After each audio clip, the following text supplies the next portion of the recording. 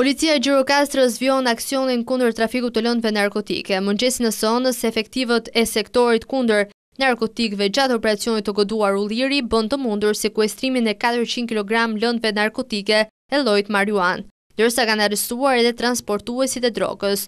Burime zyrtare nga policia lokale bëjnë me dije se droga është sekuestruar në një furgon me targa VL 4811C, i cili u bllokua sapo doli nga Lazerati dhe po lëvizte drejt aksit Gjirokastër Subash. Gjatë kontrollit të furgonit, i cili ishte me ngarkesë perimesh, u gjetë fshehur poshtë ullinjve dhe qepëve sasia e marijuanës. Menjëherë policia ka arrestuar drejtuesin e furgonit Luan Tahiraj, 34 vjeç, banues në Vlorë, i cili akuzohet për trafik lëndësh narkotike.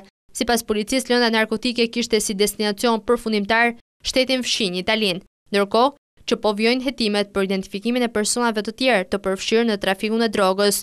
Vetëm gjatë të dielës, policia shqiptare arriti të sekuestrojë në qytetin Vlorë, Tiranë dhe Gjirokastër rreth 1.2 ton kanabis sativa.